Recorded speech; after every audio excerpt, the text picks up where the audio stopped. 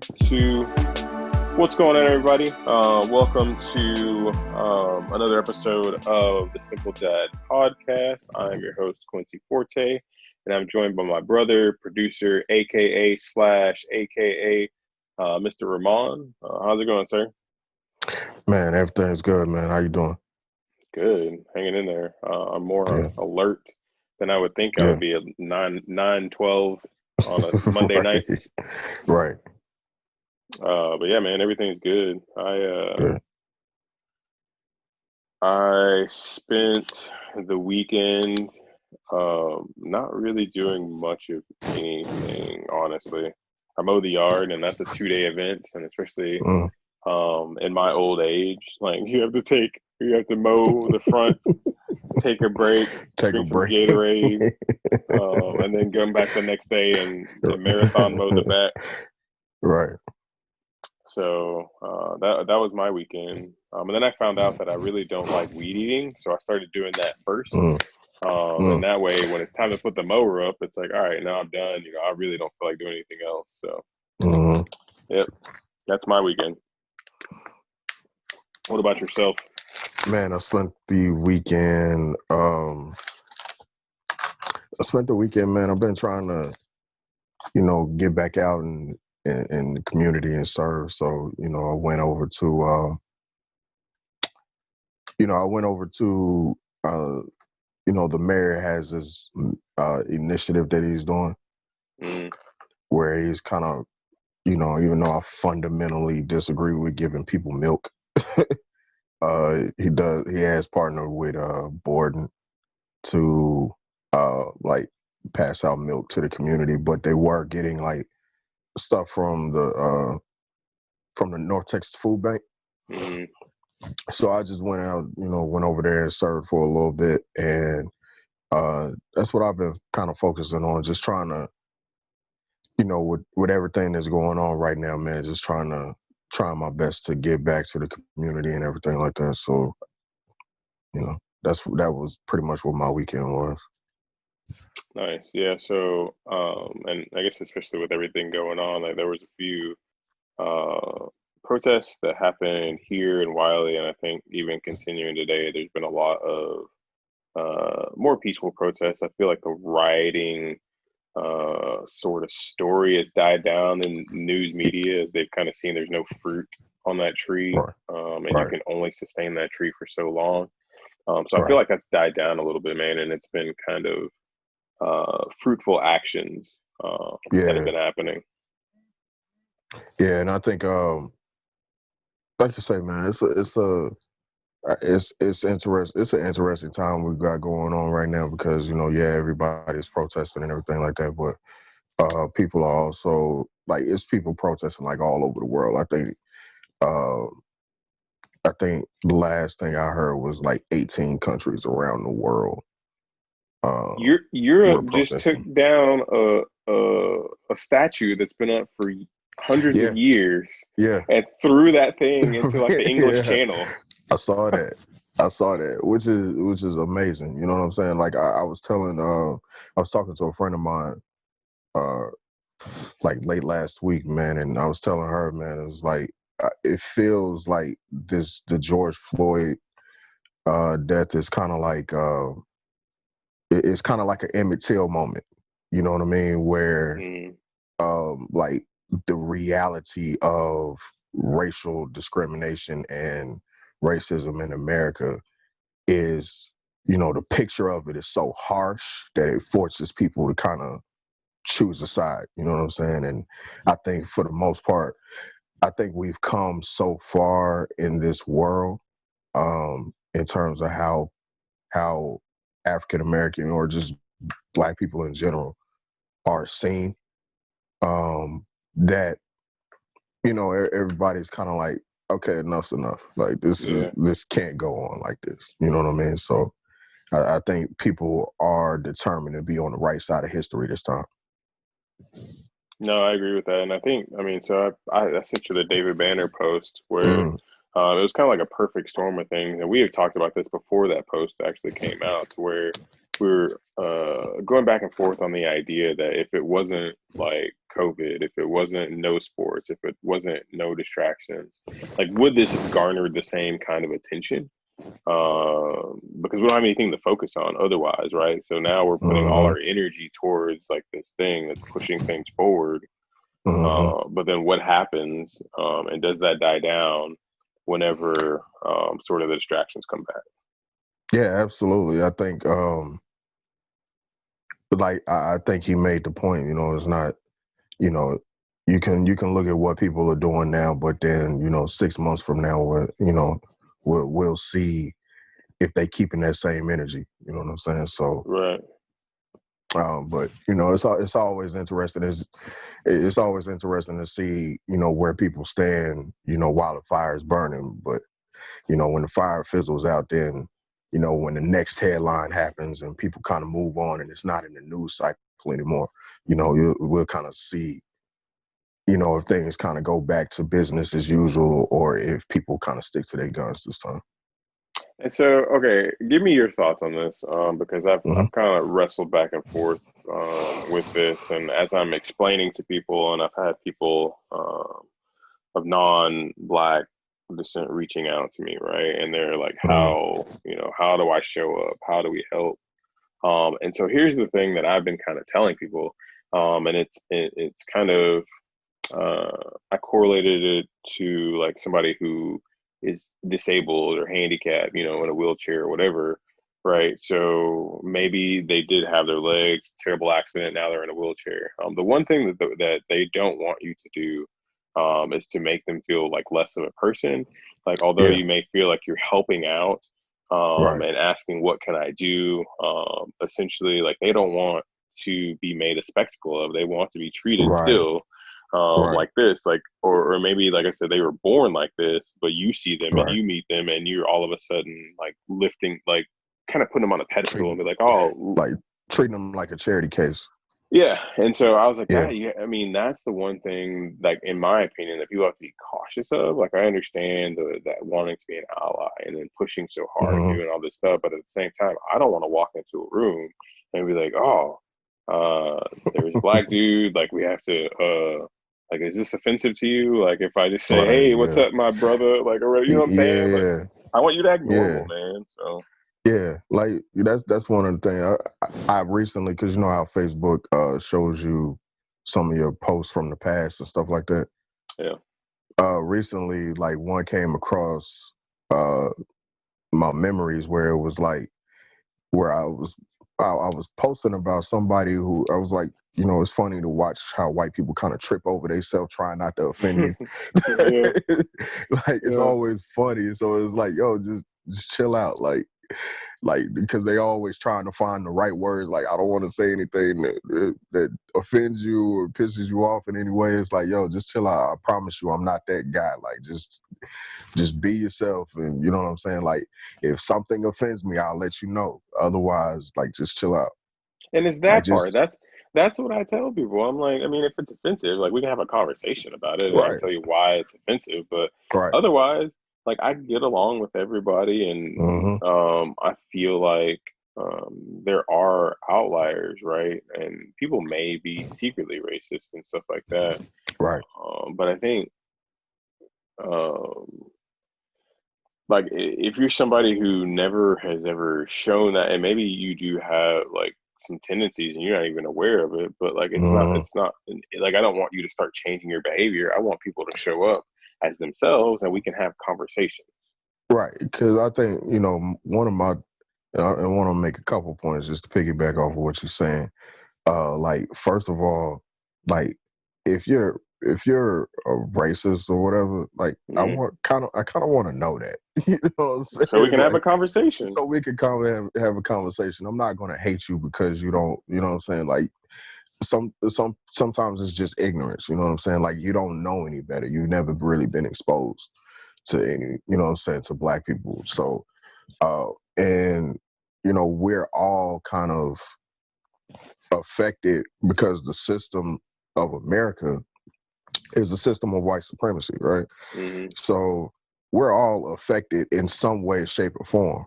You know what I mean? So There's no way you can come up in America and not be affected by it.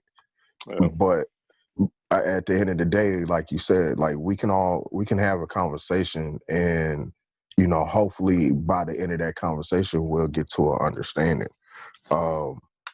And the second point I wanted to make is just that um like I wanted to point out the fact that, like, I don't know if you remember the movie Malcolm X, um Yeah. where there was a young lady who approached Malcolm X, a young white lady.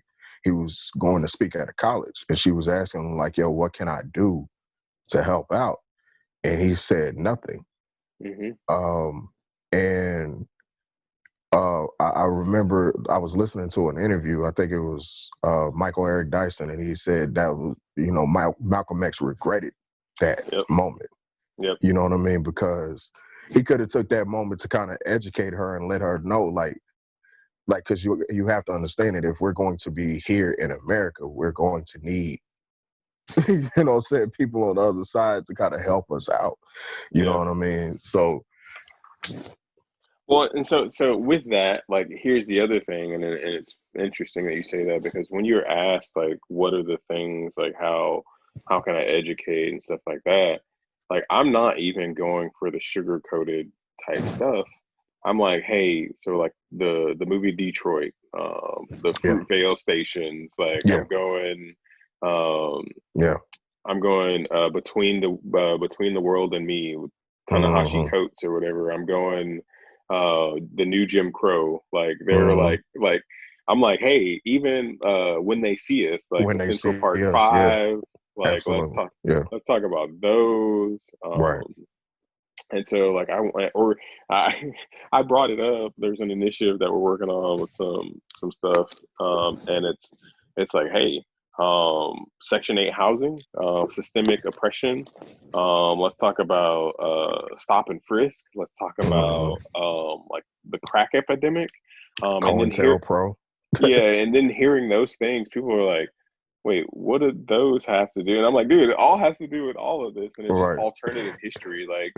Like, even if you look at, like, you want to know, like, the visible stuff, but what about the systematic type deals that just go on? Mm-hmm. Mm-hmm. And so, yeah. I was watching one of the funniest shows. I like it. I like it. It's got a lot of black backlash, but Black AF on Netflix. I still need to watch Uh, that.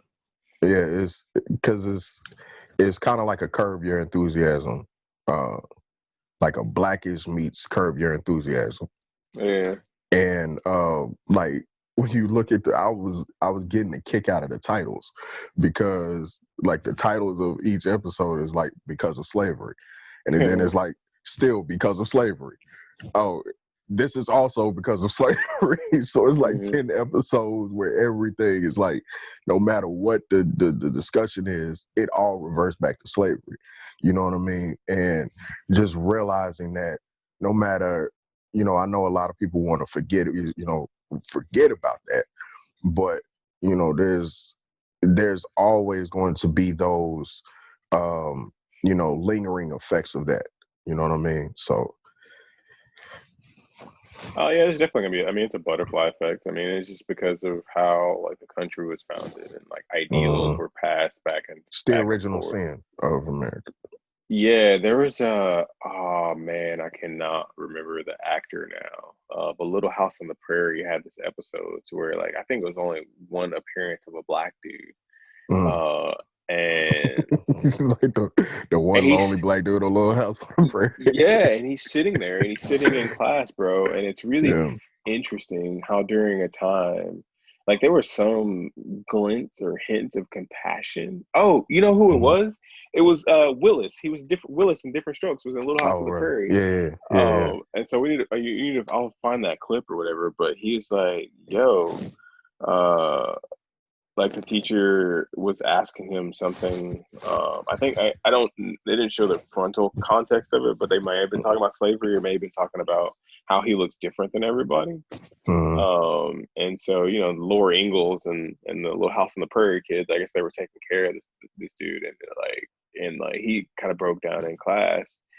and talked about how he didn't want to be an N-word, right? Like he's like, I don't want to be an N-word, blah blah. And you see like the girl, the little girl crying because she's like, oh my god, and he's talking about like the stuff that he has to go through, and I'm like, yo, this is Little House on the Prairie, like back in the '60s or '70s or whenever this was Right. made. Yeah. But think about it, still in the '70s that's going on, and you Yeah. had very few black actors, right? But then like to tackle something like that in the '70s, but then still have to tackle it on like a show like Blackish or Black AF or later, and Mm-hmm. it's still, dude, it's what, 50 years It's still later. the same. Yeah, Yeah, yeah, yeah. Because it's almost like, no matter how far we've come, you know what I'm saying? Like, we realize we haven't really come that far. literally baby steps. Right. So, so I just thought that was interesting, man. But I gotta find that clip, and I'll probably link it below here. But yeah, no. So it's a crazy time, man. It's kind of interesting. But the Yeah. highlight of it that I like is that there are so many like unified voices. Mm-hmm. And then there are people from the other side finally being like, yo, this is like way messed up. Like, why y'all still thinking Mm-hmm. like this? I thought we were over this. And because they didn't Right. feel it or see it, Right. it never affected them. But actually seeing that video and the people who sat with a video for 8 minutes, they're like, 8 minutes is a long time. Mm-hmm. It's Yeah. just, it hits different. That is the one of the pluses I've seen is that, it's not just black people standing up. It's people, if you ever thought for a second that um people from other races they didn't care. You know Yeah. what I'm saying? Like, I think this is kind of a wake up call to anybody that lets you know there are people from other races that do care what's going on. You know what I'm saying? Like, and the only thing that I would say is just that, I do want to kind of see, going back to the David Banner conversation, is I do want to see some kind of plan, because a movement can't just survive off of passion alone. You know what I'm saying? So at some point that's going to burn out, and you're going to have some sustainable goals going on, you know what I'm saying, moving forward. So, and I'm starting to hear a little bit of plans that are being put in motion, but I just want to see something established, you know what I'm saying, moving forward. Plans from everybody except the number one leader in America. I've heard plans from I, number twos, number 30s, House of Representatives. I But think that is his plan. the only announcement that I heard from him is something to do with another reform bill or something that he signed. He was happy that he signed Mm, something, or that mm. he learned how to read something. Oh, he learned how to read. Mama, I read more than the intro page. And I signed it. I don't even know what it said. But yeah, so speaking of powerful people, I was playing with Andrew today, and like we kind of Hmm. typically will just play before bedtime. And first of all, let me tell you the beginning of the story. Ashley had a meeting, and so she was getting ready, um, and I'm sitting there, got baby in my lap, trying to keep her from watching the TV or whatever. And he's laying on the couch. I think he's watching the TV. Like, so he woke up super early this morning, so it's been a long day for him. And then I like Hmm. look up, and I'm looking over, and I'm like, yo, is he asleep? It's 6:30. And so like I try and like kind of wake him up, and he's like sleeping, and I was like, all right, cool. I guess we're about to go to bed at 6:30, which is fine because, like I said, he woke up at like 5 o'clock this morning, Hmm. and so, uh, dude, I get this kid up and in his PJs. I don't know where this second wind came from, but he starts running around the house talking about, I'm not sleepy. What? What? I got tons of energy. So that led to us continuing to play before bed, and so uh, I you were playing, and he has just like these random characters, but we have like the old Ducktales, Mr. Scrooge Bank or whatever. And so like if you open it, It has like his Mr. Scrooge, Uncle Scrooge has his first penny in there and stuff like that, and has like pictures of coins on the wall. And Mm-hmm. so we're playing with these characters, and he had put my character in jail, and then I got out or whatever. And so he's going, and he's like, "Yo, I'm about to rob this bank," and I was like, "Wait, I thought you were the good guy." He's like, "I am the good guy, but I'm about to rob this bank," and I was like, all right, so why are you robbing the bank?" And he said, "Well, my family, the house is always messed up, so I have to fix the house." And I was Mm-hmm. like, "Buddy, why don't you why don't you go work and get some money?" I was like, "We're playing, like you can get money from anywhere." Right. And he's like, "No, I have to fix it now." He's like, "So we have to rob this bank." And I started to kind of explain to him good guy versus bad guy, cops and robbers, and all this stuff. Mm-hmm. Mm-hmm. But then it kind of hit me that even as a 38-year-old um, person in this world, I think the lines are still blurred with good guys and bad guys. So I kind of let them roll with it, just Mm-hmm. because, like, if you think about it, and this idea that people do, like, people can be good, but then desperate times call for desperate measures, right? And so that's where sometimes, and especially if you're looking at this whole Corona situation, where you got 25 million unemployed, and economic downturns and stuff like that, to where people are going to start running out of money. Their unemployment is taking forever to kick in. I see government offices are kind of like almost shut down. So if there's food stamps or economic or whatever, there's a timeline. Mm-hmm. But then I started thinking about it. I was like, well, there's going to come a time where this good person like me, if I needed to feed my family, I'm going to start getting desperate, especially as they're crying and they're Mm-hmm. desperate, because Mm-hmm. I, as a dad, don't want to hear that for them. Um, and so that was just one example that came to mind. But then the other thing that came to mind is, like, you look at kind of like the economic bailouts between this COVID thing, but then you also look at economic bailouts that happened. I guess that was 2012, 2011, with like Goldman Sachs and all them, or maybe Yeah, it's yeah, yeah. 2008. It was It was sometime yeah, around it's that time. 2000. It was 2008 with the housing market crash and all that. Right, the fixed Yeah, APR, or the ARM mortgage right, rates, right? And so you look right, at that, and those people were crooks. Like, they knew that the adjustable rate yeah, mortgage was not a good thing, right, but then they were absolutely. giving these ARM mortgages to people who they knew wouldn't be able to afford if the mortgage percentage rate swung Right, up to 30%. right, Um, but they got a bailout, bro, and none of yeah, those yeah, people are in jail. And so right. I'm like, in thinking about that context, but then thinking about the rich, the higher ups, and the people who got the bailout and stuff like that, I'm like, where is the line of good? Because those dudes, I feel like if it was a dude that's desperate, and he's just trying to feed his family, gives a reason, I'm like, you know what, I would probably do the same thing.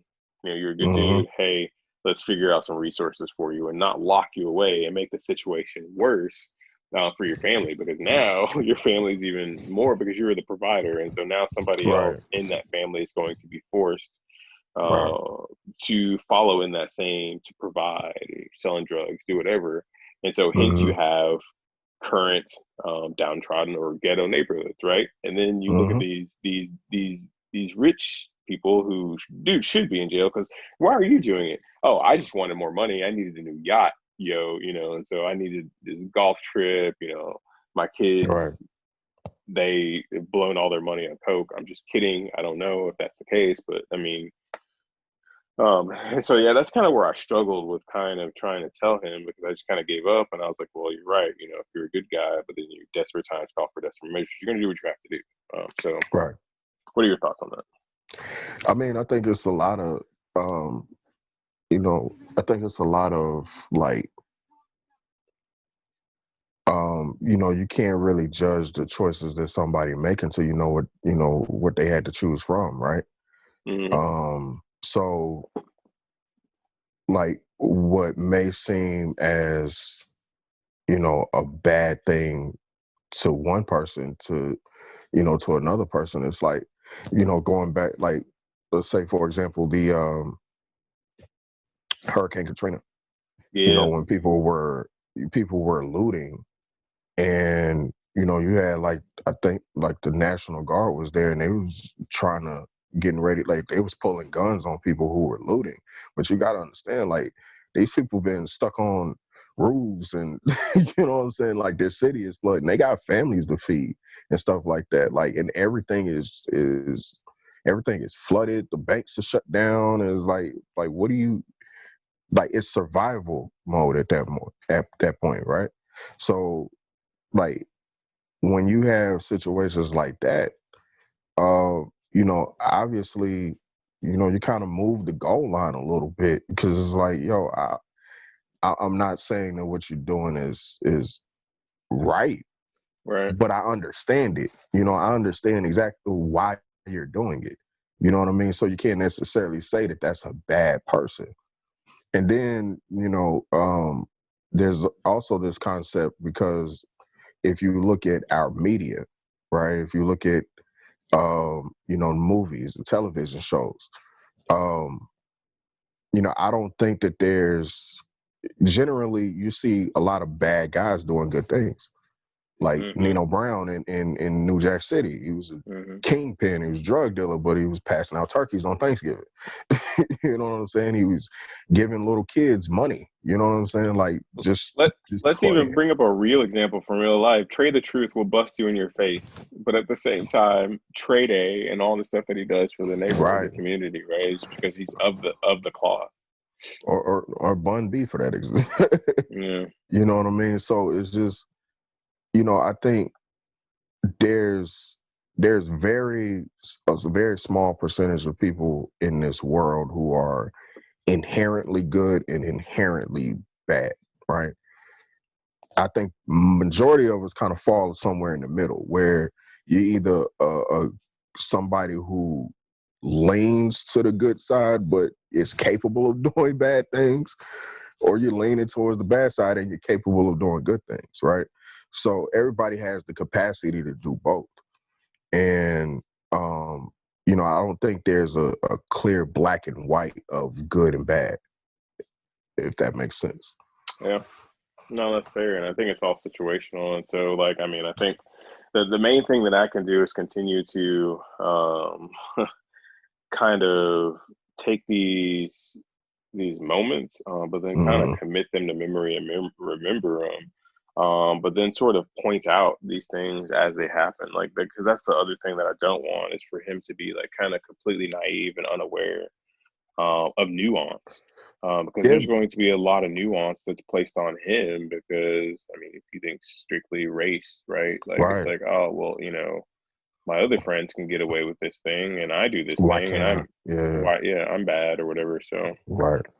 And I think the fact that um he had the presence of mind to say, well, I'm doing this for my family.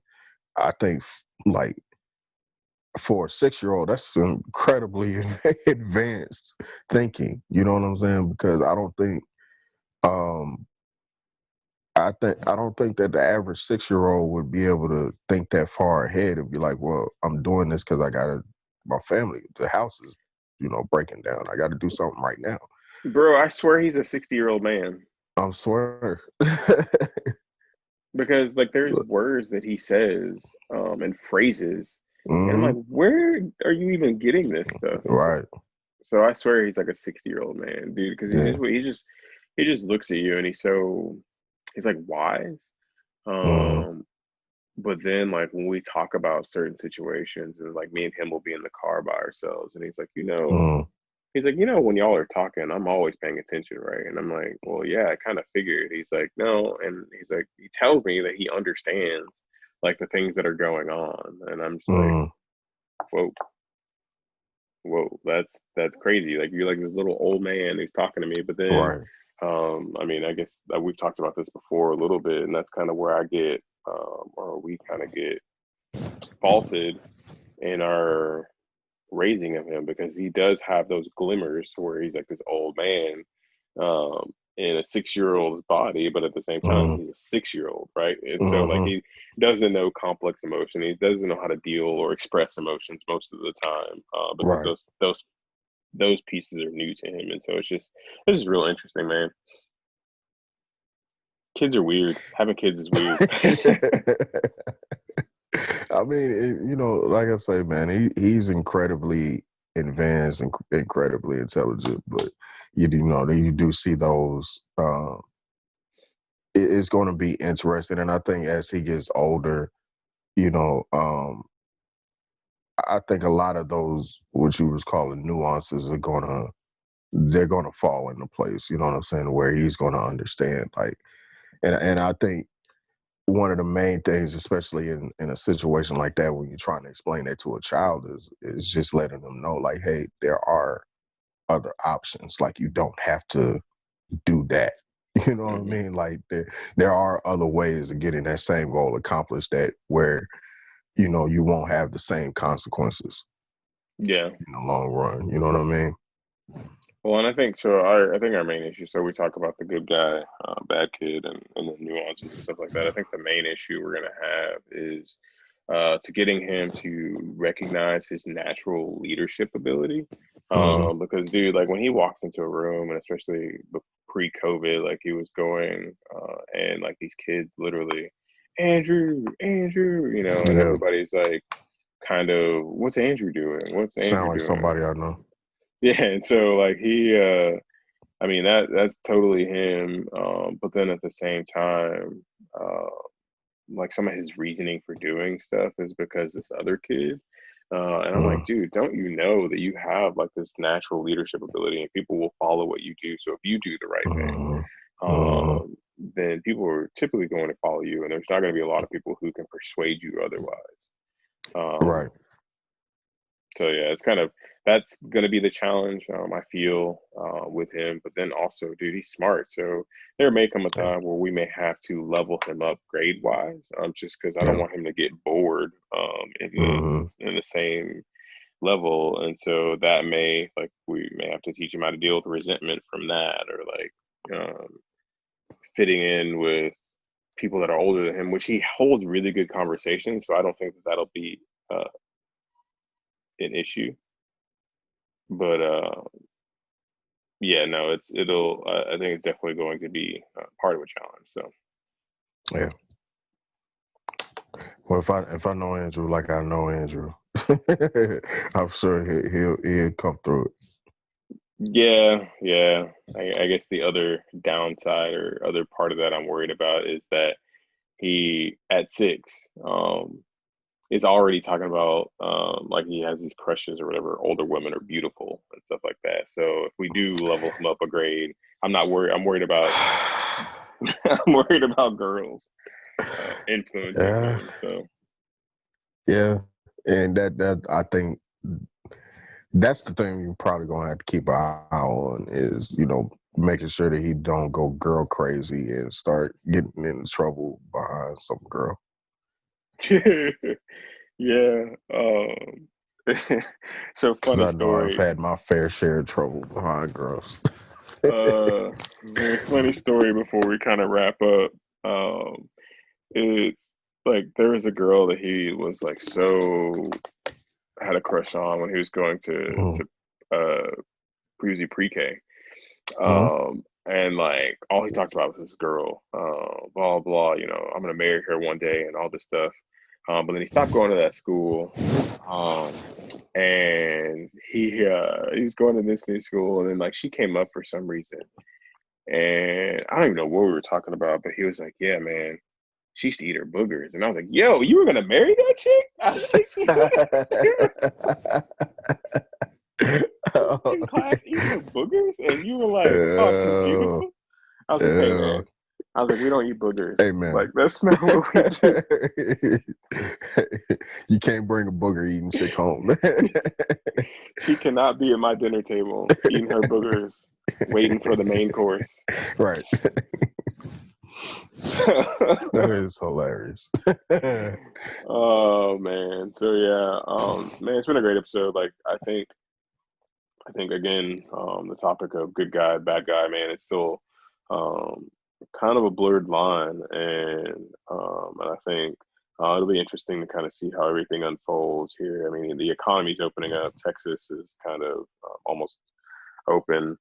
Hopefully, a lot of the peaceful protests don't get tagged as the reason for upticks in COVID, when in correlation, there's been a lot of just the state's been opening up more. So it's obviously Yeah. more exposure. Yeah. So it'll be interesting to see where that goes. But again, I hope for continued sustained awareness. And then I hope that um, like for future generations and it's for the kids' safety and sake and stuff like that, that we're able to just reshape um, how we treat humans, like humanity. So, and with that, No, I um, I agree 100%, brother. yeah, this is how the senseis become the Padawans in life in general. So yeah, you can find me at Quincy Forte across all socials. You hit me up at the Urban Advocate, Yep. urbanadvocate.com, and you find all my information there. There's a lot of good stuff going on the website. A lot of good interviews and stuff like that, man. So, if you want to follow or reach out to some of the initiatives that the Urban Advocate is doing, feel free to hit up Remon directly on all Absolutely. socials. He responds in his inbox. And so, yeah, or you can email Remon at theurbanadvocate.com for more details. So, yeah, Absolutely. this has been another edition of the Simple Dad Podcast. Like and subscribe if you dig it. We're on Apple. If you're listening to us on Apple, give us a review. If you're listening to us on Spotify, share the link, add it to a playlist. Let us know what you think. Tell a friend to tell a friend. Tell a friend to tell a friend. But all right, man. We appreciate y'all. Thank you. We'll see you next week. Peace.